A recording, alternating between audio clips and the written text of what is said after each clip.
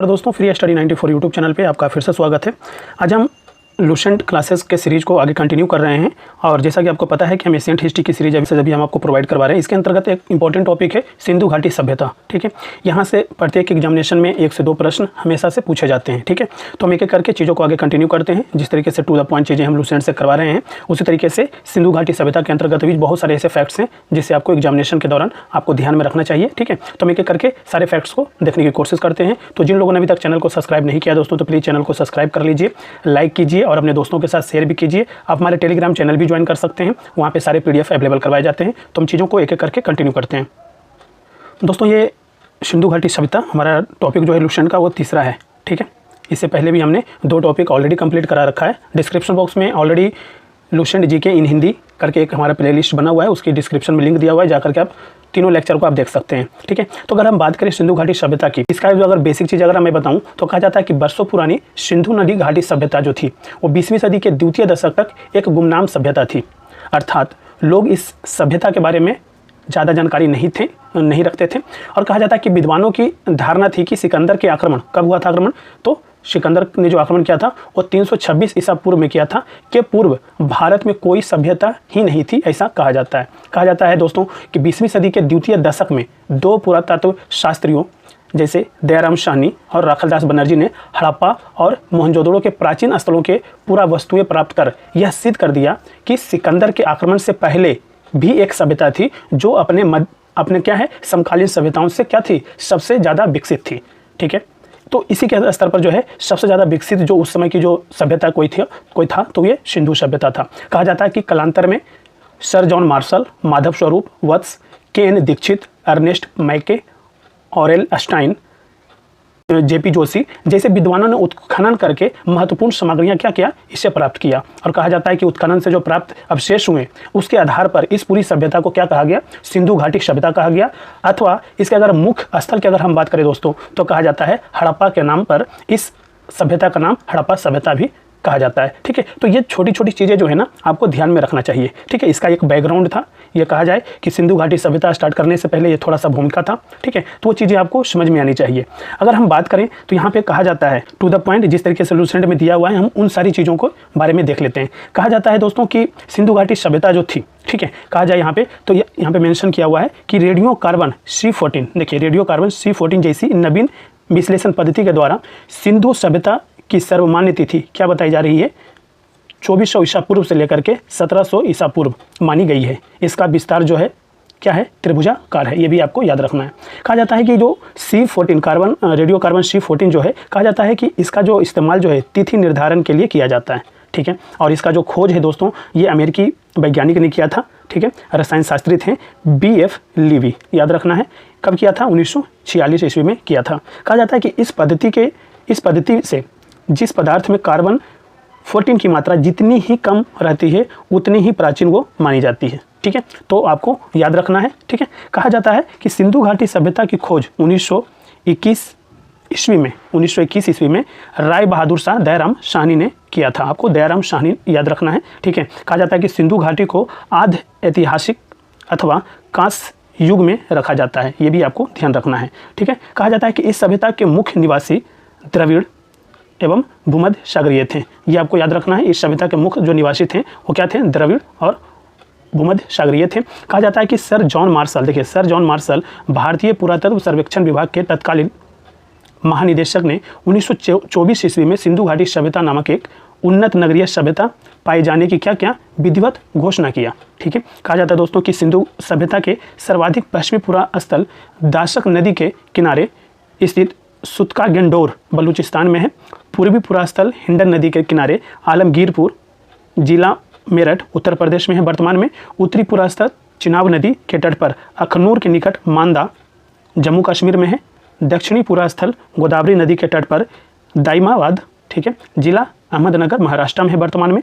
कहा जाता है कि सिंधु सभ्यता या सैंधव सभ्यता नगरीय सभ्यता थी। ठीक है, अगर हम बात करें तो सिंधु सभ्यता जो थी दोस्तों ये या सैंधव सभ्यता ये नगरीय सभ्यता थी। यहाँ की जो विशेष था ये, ठीक है, कहा जाता है कि सिंधु घाटी सभ्यता एक नगरीय सभ्यता था जिसका ज्ञान इसके पुरातात्विक अवशेषों तथा अनुसंधानों से होता है दोस्तों, ठीक है। इसकी सबसे बड़ी विशेषता थी क्या, इसकी सबसे बड़ी विशेषता अगर हम बात करें सिंधु घाटी सभ्यता के नगर नियोजन की, तो सबसे ज़्यादा जो बड़ी विशेषता थी ना वो था आपका कि पर्यावरण के अनुकूल इसका अद्भुत नगर नियोजन किया गया था और इसके जल निकास प्रणाली जो इसको क्या बनाता है, सबसे उस समय का सबसे आधुनिक बनाता है, ठीक है। तो आपको ये याद रखना है, पर्यावरण के अनुकूल इसका अद्भुत नगर नियोजन तथा जल निकासी, ठीक है। और कहा जाता है यहाँ पे कि जो सिंधु घाटी सभ्यता के जो नगर नियोजन थे वो सड़कें जो थी, वहाँ की जो सड़कें थी एक दूसरे को कहाँ पे काटती थी, तो एक दूसरे को समकोण पर काटती थी। ये आपको प्रॉपर याद रखना चाहिए, सड़कें एक दूसरे को कहाँ पे काटती थी, समकोण पर काटती थी। और लगभग सभी नगर 2 भागों में विभक्त थे, ठीक है।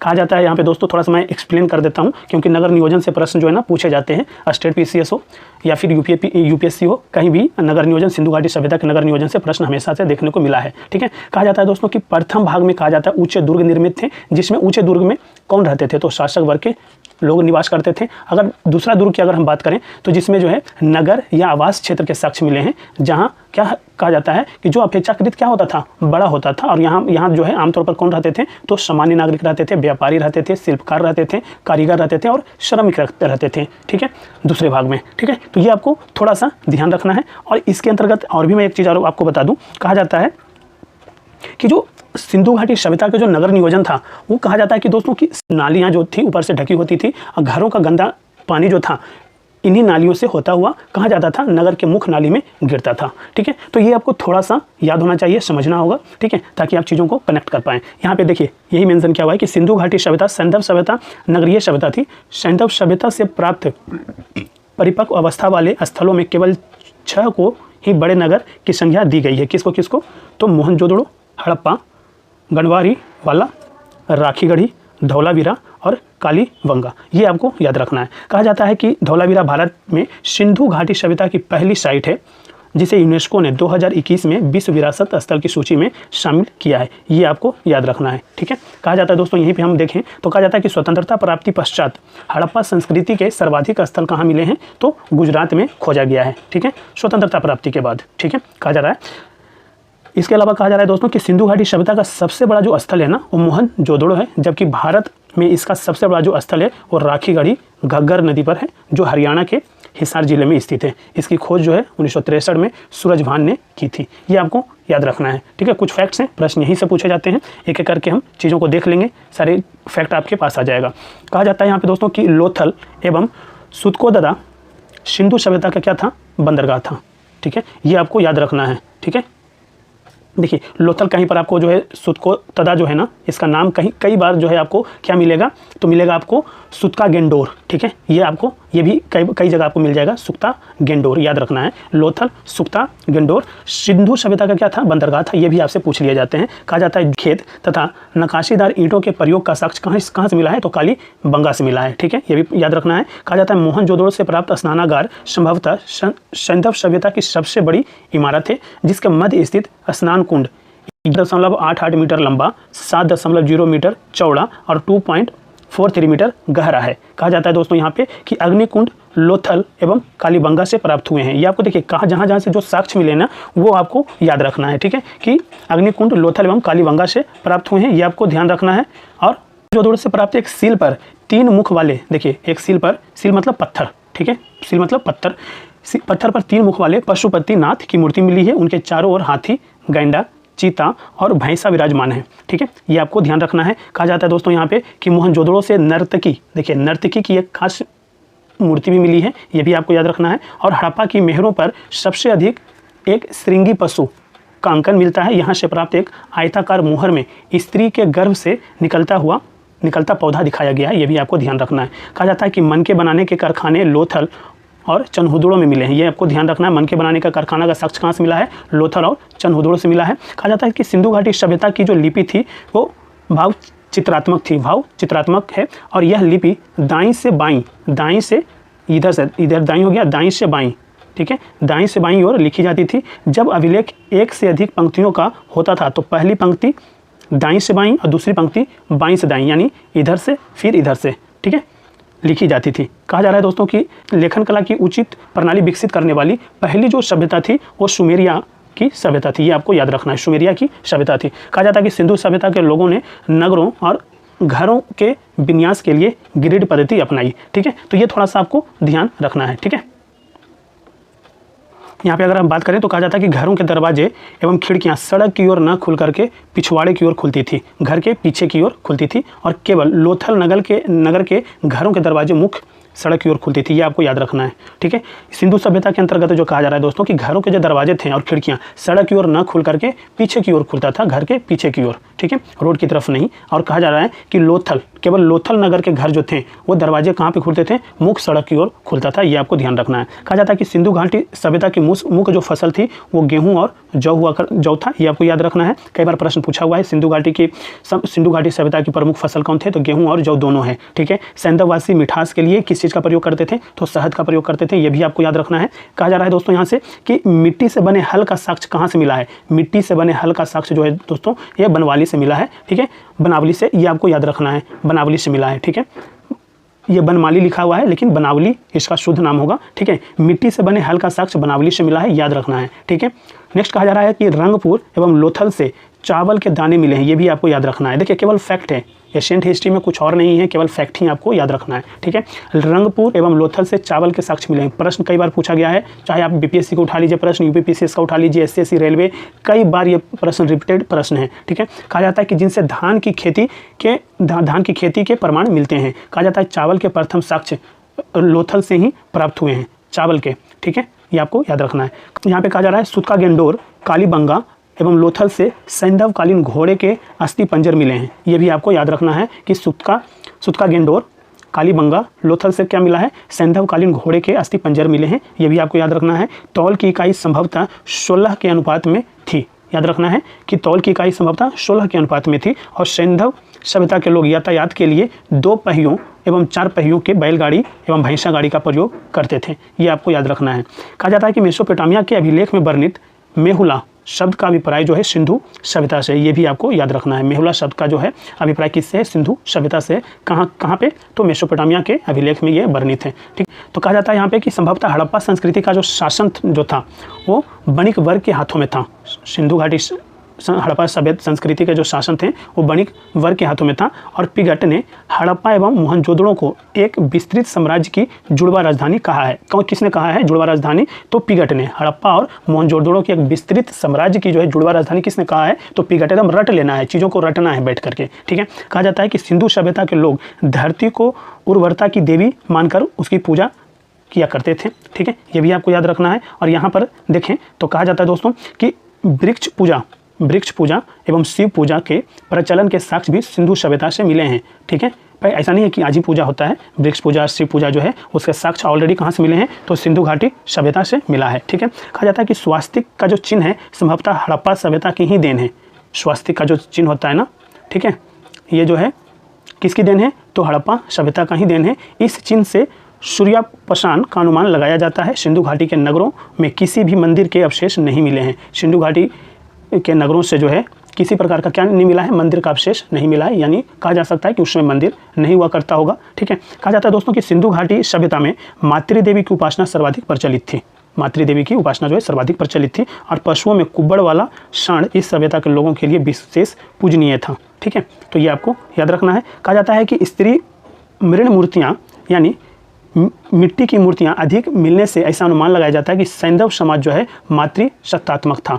स्त्री मृण मूर्तियाँ, मिट्टी की मूर्तियों में स्त्रियाँ जो मिलती थी, तो उससे कहा जा सकता है, ऐसा अनुमान लगाया जाता है कि सैंधव जो सभ्यता था वो आज के जैसा पितृसत्तात्मक नहीं है, मातृसत्तात्मक था। ठीक है, सैंधववासी सूती एवं ऊनी वस्त्रों का प्रयोग किया करते थे। ये आपको याद रखना है। कहा जाता है कि मनोरंजन के लिए सैंधववासी मछली पकड़ना, शिकार करना, पशु पक्षियों को आपस में लड़ाना, चौपड़, पासा खेलना आदि साधनों का क्या करते थे, प्रयोग करते थे। कहा जाता है कि सिंधु सभ्यता के लोग काले रंग के डिजाइन किए हुए लाल मिट्टी के बर्तन बनाते थे। ये भी आपको याद रखना है। सिंधु घाटी के लोग तलवार से परिचित नहीं थे। तलवार से ऐसे क्वेश्चन पूछ लिए जाते हैं कि निम्नलिखित में सिंधु घाटी सभ्यता के लोग, सिंधु घाटी के लोग निम्नलिखित में से किससे परिचित नहीं थे। तो अगर वहाँ पे अब तलवार दिया हुआ रहे तो मैं आपको याद रखना चाहिए कि तलवार से परिचित नहीं थे। ठीक है, कहा जाता है कि कालीबंगा एकमात्र हड़प्पाकालीन स्थल था जिसका निचला शहर, ठीक है, निचला शहर जो था वो किले से घिरा हुआ था जो समान लोगों के रहने हेतु था। ठीक है, कहा जाता है कि कालीबंगा का अर्थ है काली चूड़ियाँ। ठीक है, यहाँ से पूर्व हड़प्पा अस्त्रों के खेत जोते जाने के और अग्नि पूजा की प्रथा के प्रमाण मिले हैं, ये भी ध्यान रखना है। पर्दा प्रथा एवं वेश्यावृत्ति सैंधव सभ्यता में प्रचलित थी। ठीक है, ये भी आपको याद रखना है। पर्दा प्रथा एवं वेश्यावृत्ति जो है सैंधव सभ्यता में क्या था, प्रचलित था। कहा जाता है कि शवों को जलाने एवं गाड़ने यानी दोनों प्रथाएं प्रचलित थी। शवों को जला दिया जाए या उनको दफना दिया जाए, दोनों प्रथाएं उस समय क्या था, सिंधु सभ्यता में, सैंधव सभ्यता में क्या था, प्रचलित था। कहा जाता है दोस्तों कि हड़प्पा में शवों को दफनाने जबकि मोहनजोदड़ो में जलाने की प्रथा विद्यमान थी। अगर बात किया जाए दोनों सभ्यता के बारे में, हड़प्पा और मोहनजोदड़ो की, तो कहा जाता है कि हड़प्पा में क्या किया जाता था, शवों को दफना दिया जाता था ज़मीन में, और मोहनजोदड़ो में क्या किया जाता था कि शवों को जला दिया जाता था। कहा जाता है कि लोथल एवं कालीबंगा में युग्म समाधियाँ मिली हैं, उससे ये पता चलता है। कहा जाता है कि सैंधव सभ्यता के विनाश का संभवतः सबसे प्रभावी कारण जो था वो क्या था, वो बाढ़ था, क्योंकि ऑलरेडी वो धरती के नीचे काफ़ी ज़्यादा नीचे से खुदाई होने के बाद ही मिलता है, तब उससे पता चलता है कि ये बाढ़ के कारण, ठीक है, आपदा के कारण क्या हुआ होगा, ये अंदर धंस गया होगा। ठीक है, कहा जाता है कि आग में पकी हुई मिट्टी को टेराकोटा कहा जाता है। ठीक है, ये भी आपको ध्यान रखना है। ठीक है, बॉक्स दिया हुआ था यहाँ पे, मैं ऊपर दिखा देता हूँ। कहा जाता है, देखिए यहाँ पे कहा जाता है एक बॉक्स में कि सिंधु काल में विदेशी व्यापार, ठीक है, आयातित वस्तुएं और कहाँ से आयातित हुआ करता था वो आपको ध्यान रखना है। तांबा कहाँ से आता था, तो खेतड़ी बलूचिस्तान ओमान से आता था। चांदी कहाँ से आता था, तो अफगानिस्तान ईरान से आता था। सोना की बात करें तो कर्नाटक, अफगानी और ईरान से आता था। टीन की अगर हम बात करें तो अफगानिस्तान ईरान से। गोमेद की बात करें तो सौराष्ट्र। लाजवर्त की बात करें मेसोपोटामिया, सीसा ईरान। ठीक है, ये आपको थोड़ा सा फैक्ट याद रखना है। ठीक है, नेक्स्ट पे हम चलें। नेक्स्ट बॉक्स यहाँ पे जो है एक बॉक्स और दिया हुआ था। ठीक है, यहाँ पे अगर हम बात करें दोस्तों तो यहाँ पे कहा जा रहा है कि सैंधव सभ्यता के प्रमुख स्थल, नदी, उत्खननकर्ता और वर्तमान स्थिति। ठीक है, अगर हम बात करें तो ऑलरेडी जो है मैंने बताया, कहा जाता है कि हड़प्पा जो है वो किस नदी पर है, तो ये रावी नदी पर है। अगर स्थिति की अगर हम बात करें तो पाकिस्तान के पंजाब प्रांत का साहिवाल जिला। ठीक है, अगर इसके खोजकर्ता की बात करें तो दयाराम साहनी 1921। अगर उत्खननकर्ता की बात करें तो माधव स्वरूप बस 1926 और व्हीलर 1946। अगर मोहनजोदड़ो की बात करें तो वर्तमान में सिंधु नदी के किनारे है। ठीक है, और कहा जाता है कि पाकिस्तान के सिंध प्रांत का लरकाना जिला में है। ठीक है, राखलदास बनर्जी 1922 में इसका खोज किया। और उत्खननकर्ता जो थे, मतलब कि उत्खननकर्ता और खोजकर्ता जो थे वो मैके 1927 में, व्हीलर 1930 में। चंद्रहुदड़ो की अगर हम बात करें दोस्तों तो ये सिंधु नदी पर है। सिंध प्रांत पाकिस्तान, नवाबशाह जिला। ठीक है, मैके NG मजूमदार 1931, मैके 1925 में इसका उत्खनन करता थे, खोज करता थे। कालीबंगा की अगर हम बात करें तो घग्गर नदी राजस्थान का हनुमानगढ़ जिला में है। ठीक है, और इसके जो खोज करता थे अमलानंद घोष 1951, BB लाल और BK थापर 1961। ठीक है, कोट दीजी सिंधु नदी सिंध प्रांत के खैरपुर स्थान पर है। फजल अहमद 1953। रंगपुर की अगर हम बात करें तो ये मादर गुजरात के काठियावाड़ जिला में। रंगनाथ राव 1953-54 में। रोपड़ की अगर हम बात करें तो सतलज नदी पंजाब के रोपड़ जिला में। यज्ञदत्त शर्मा 1953-56। लोथल की अगर हम बात करें दोस्तों तो भोगवा नदी गुजरात के अहमदाबाद जिला में। और रंगनाथ राव 1954 में। आलमगीरपुर की बात करें तो हिंडन नदी पे उत्तर प्रदेश के मेरठ जिले में। और यज्ञदत्त शर्मा 1958 में। सुतका गेंडोर की बात करें तो दाशक पाकिस्तान के मकरान में समुद्र के किनारे है। और ऑलिन स्टाइन जो है 1927 में इसका खोज किया। बनमाली की बात करें यानी बनावली की बात करें तो रंगोई नदी हरियाणा के हिसार जिले में। और रविंद्र सिंह बिष्ट ने 1974 में इसका खोज की। धौलावीरा की अगर हम बात करें तो लूनी नदी गुजरात के कच्छ जिला खादिर द्वीप पर। JP जोशी 1967-68 में। और रविंद्र सिंह बिष्ट 1990-91 में। ठीक है, सुतका शादी कौर द बलूचिस्तान में। George Dales 1962। ठीक है, तो इस तरीके से जो है ना ये फैक्ट आपको ध्यान रखना चाहिए क्योंकि कई बार प्रश्न पूछ लिए जाते हैं। ठीक है, तो इस तरीके से जो दोस्तों हमारा जो सिंधु घाटी सभ्यता का जो कुछ फैक्ट था उस पर हमने चर्चा कर लिया है। और ये काफ़ी इंपॉर्टेंट टॉपिक है, इससे जो है 1 से 2 प्रश्न पूछ लिए जाते हैं कई बार। ठीक है, तो आपको वो ध्यान में रहना चाहिए। ठीक है, तो हम एक एक करके चीज़ों को आगे कंटिन्यू करेंगे। और अभी तक चैनल को सब्सक्राइब नहीं किए तो प्लीज़ चैनल को सब्सक्राइब कर लीजिए। अगर आपको वीडियो पसंद आया हो तो लाइक ज़रूर कीजिए और अपने दोस्तों के साथ शेयर भी कीजिए। Thank you so much.